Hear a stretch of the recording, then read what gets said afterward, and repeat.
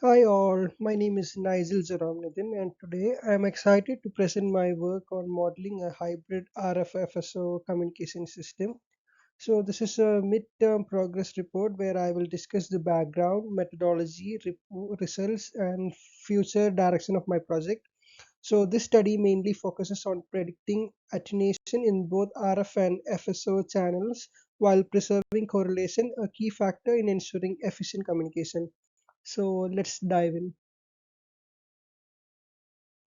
With the background to understand what is hybrid FSO and RF communication model and why systems are crucial. So traditional wireless communication networks face significant bandwidth limitation leading to congestion. To overcome this, free space optics, that's the FSO, is introduced offering high speed, high capacity data transmission. However, FSO signals are highly susceptible to weather disturbance such as fog, rain, and snow. On the other hand, radio frequency links are most robust against weather but suffer from lower bandwidth. The solution is to combine RF and FSO into a hybrid system where the network dynamically switches between channels based on real-time attenuation condition. So next question is, why is a prediction important? So prediction helps optimize resource allocation by ensuring the system switches between RF and FSO only when necessary, avoiding unnecessary channel occupation.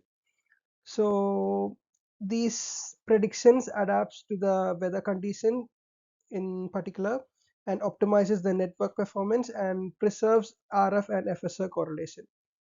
And a key challenge here is predicting how much attenuation will occur for both RF and FSO, ensuring optimal resource allocation and system efficiency.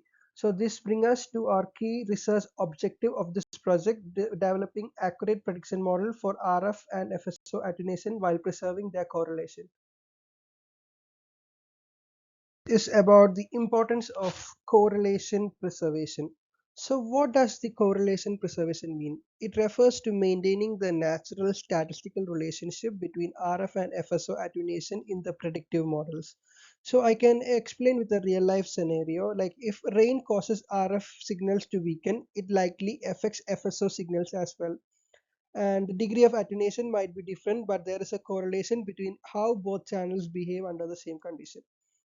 And a crucial factor is hybrid RF and FSO communication is correlation preservation.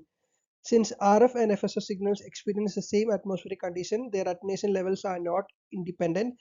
When we predict these separately, we lose their interdependence, potentially leading to inaccurate resource allocation. So the goal is here is to ensure that models not only predict attenuation accurately, but also preserve the correlation between RF and FSO attenuation. So if correlation is not preserved, switching decisions may be suboptimal, optimal leading to system inefficiencies. So initially, the Pearson correlation score between RF and FSO attenuation is 0.0899, indicating a weak correlation.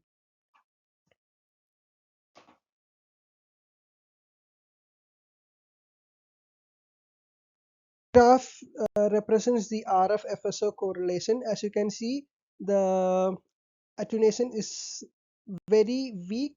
This raises a critical question. Are our models effectively capturing the relationship between RF and FSO attenuation? Or do we need a more advanced technique to improve correlation preservation? We are overview of the dataset. So it includes 28 features capturing weather and communication parameters.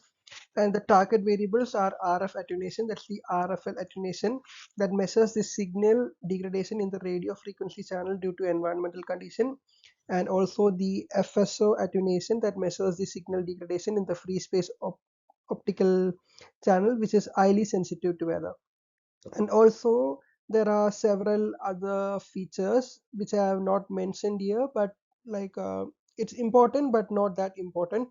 But the main selected features here is temperature, rain intensity, humidity, visibility, and synop code. And the other features include like what we say humidity, different types of like basics of humidity, like absolute humidity max, absolute humidity min. And also for the temperature, there is temperature max, temperature min, like so on. So there are so many features in particular depending on a particular feature. Like if we take temperature, there will be like temperature max, temperature min, temperature difference, so and so on.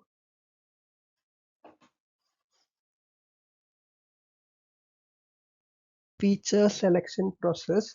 So what exactly is a feature selection? Feature selection is a key step in improving model efficiency and reducing computational costs. So in this project, we are working with multiple weather-related features like that influence RF and FSO attenuation. However, not all features contribute equally to the prediction accuracy. So by selecting only relevant features, we achieve several benefits like improved model performance, reduced overfitting.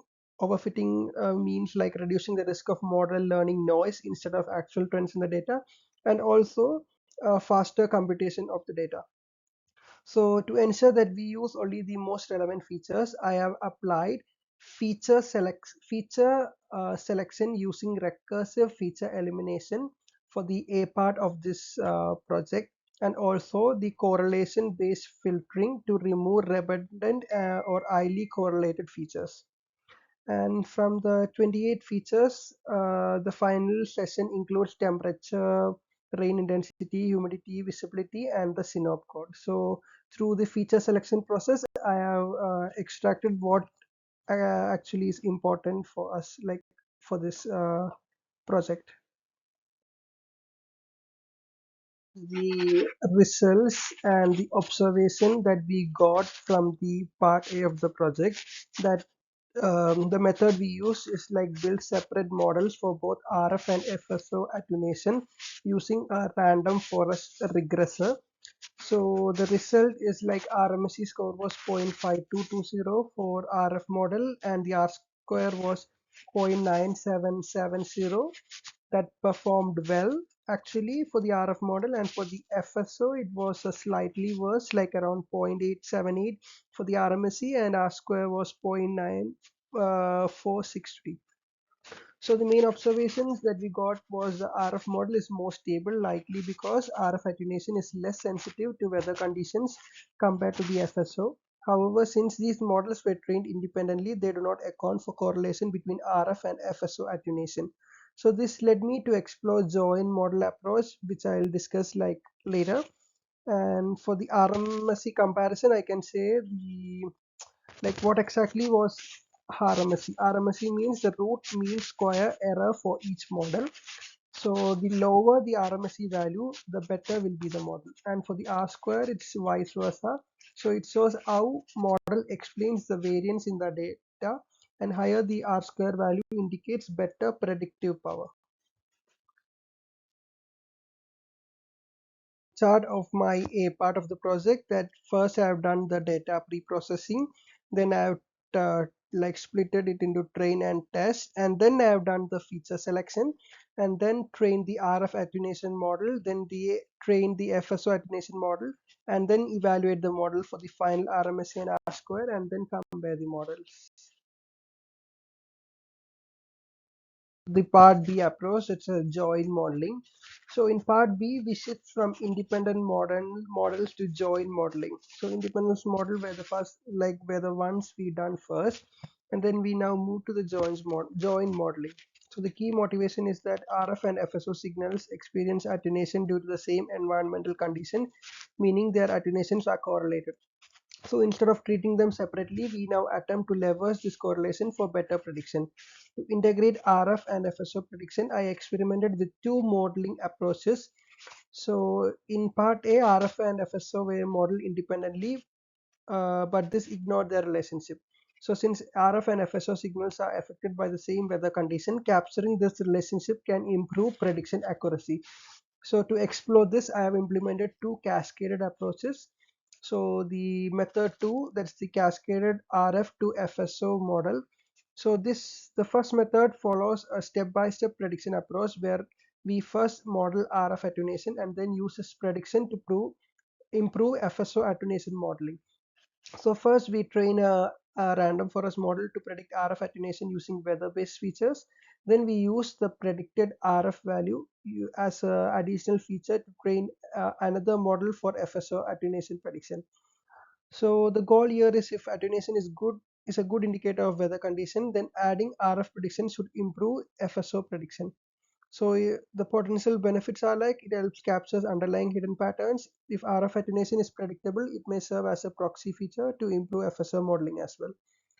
So the third method that's mentioned there, that's from cascaded FSO to RF model. So that reverses the first process using FSO predictions to help estimate RF attenuation. And the first step that we do is like a train a model to predict FSO attenuation based on weather features. And then we use the predicted FSO value as an additional feature to predict RF attenuation. The goal here is like if FSO attenuation strongly correlates with RF attenuation, adding FSO prediction should enhance RF modeling. So the potential benefits here is like FSO is more sensitive to weather conditions, so it could capture environmental fluctuations that affect RF signals, and it provides an alternate modeling approach in case the RF FSO cascade does not perform well. Implementation that I did in the part B. So first I did data pre-processing as I did in part A, and then feature selection. From that, I've created three models, like independent models that I have done in the A part. So that's entirely A part. And then from there, feature selection, we have come to cascade FSO to RF model. And then we have also done cascade RF to FSO model. That's the reverse.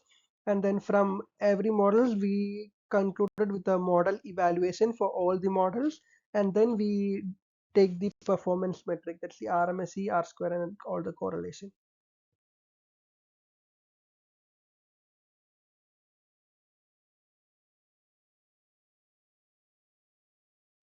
The results of the entire project, like what I have done. So as you can see that I have listed all the RMSE and R squares of all the four models, and the key observation from them are like for the independent RF model, I achieved an RMSE of 0.5220 and a R square of 9770, showing it can be efficiently predict RF attenuation. And independent FSO model performed a bit worse than RF, like indicating RMSE was only 8978. This suggests that FSO attenuation is more challenging to predict due to greater sensitivity to environmental factors like foregrain and temperature variation. And the cascade RF to FSO model did not improve prediction, like RMSE was also a bit low, like higher, like 0.9267, and the cascaded FSO was performed like slightly better than the independent RF model. Like the RMSE is 0.5148, that's slightly lower than the independent model. So that suggests that incorporating FSO prediction may provide minor improvements in the RF prediction, but the gain is marginal.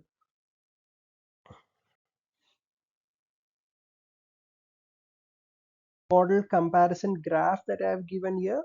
So from this graph, it's evident that the cascaded FSO RF model is the best, gives the best RMSE. Like the lower the RMSE, the better the model. So the cascade FSO RF model gives the, I can say that's the best model from this comparison graph. R square comparison is given here. From that, it's also evident that the cascade FSO RF is like a slightly R square value, indicating that's the best model. In this slide, we are talking about the findings and the further steps I have to complete in my project. So the independent models perform well, but cascading methods require like further validation. So cascading methods did perform well, like the cascade FSO to RF showed minor improvements for RF, but the gain is marginal, indicating that the FSO attenuation contributes limited but new information to predict RF things. So, and the low Pearson correlation that we got, like 0.0899, suggests that a weak dependence between RF and FSO. So this suggests that despite operating in the same environment, RF and FSO attenuation behaviors are not strongly dependent on each other. So the low correlation may explain why the cascade models did not outperform the independent models significantly. And like the feature selection can be optimized. Some features may be redundant or low predictive power, affecting model efficiency. And the next steps that I need to do in my project is like compute mutual information for correlation validation like Pearson correlation measures relationship, but RF and FSO admission may not have a non-linear dependency that may be captured. So by computing normalized mutual information, we can better access IFSO and RF share significantly dependency. And next, I have to experiment with neural network approaches like traditional machine learning, like random forests and other complex relationship between them. So, and the deep learning based multi output regression model could be explored to simultaneously predict FSO and RF attenuation, capturing a non-linear dependency. So, and architectures like multi-layer perception, LSTM, time series forecasting of transformer-based model can also be tested in my project. So I have to, on the way, like steps on doing that to complete my project. And also I have to refine feature selection for better efficiency, and also explore advanced cascaded model, and also explore advanced feature selection as it's mentioned. So that's all about the project that I am doing till now. So I have to further improve a lot, and the results that I got, I need to improve.